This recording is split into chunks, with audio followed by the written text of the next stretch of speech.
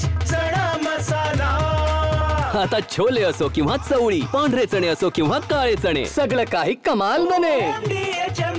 व्हॅलीमध्ये असे अनेक पॉईंट आहेत जे पर्यटकांना आकर्षित करतात आणि त्यातलाच हा एक पॉईंट म्हणजे सेल्फी पॉईंट आहे। हा टॉप व्ह्यू आहे। इथून मी हे चित्र दाखवतोय बैसरण व्हॅलीचं। ही हिरवीगार सगळी जी जमीन दिसते हेच ती व्हॅली आहे, हेच ते ग्राउंड आहे ज्या ठिकाणी हा सगळा गोळीबार झालेला होता। आणि इथून जर व्ह्यू पाहिला तर आपण लक्षात येऊ शकतं आपल्याला की का याला स्वित्झर्लंड म्हटलं जातं।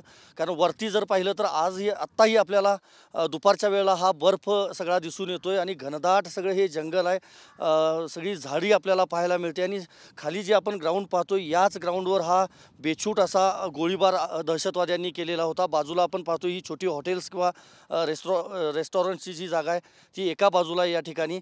आणि 50 पेक्षा जास्त राऊंड खरं तर फायर केले या सगळ्या दहशतवाद्यांनी। 6 दहशतवादी होते, अजूनही त्यांना पकडण्यात यश आलेलं नाही। मात्र याच व्हॅलीमध्ये आपण पाहतोय हा टॉप व्ह्यू अँगल खरं तर। आणि इथूनच याच व्हॅलीमध्ये हा दहशतवादी भ्याड जो हल्ला आहे तो झाला होता आणि त्यामध्ये जवळपास 26 जणांना आपला जीव जो आहे तो गमवावा लागला होता। सध्या इथं भयान शांतता पाहायला मिळते, एखादा दुसरीच व्यक्ती या ठिकाणी आपल्याला पाहायला मिळते। मात्र 4 दिवसांपूर्वी ज्या दिवशी हल्ला झाला त्या दिवशी 2,500 लोक जवळपास या व्हॅलीमध्ये आलेले होते आणि तीच संधी साधून दहशतवादी या ठिकाणी आले। त्यांनी अखेर हा गोळीबार केला आणि निष्पाप 26 जणांना आपला जीव गमवावा लागला। अनेक जण जखमी झाले ज्यांच्यावर आजही उपचार सुरू आहेत।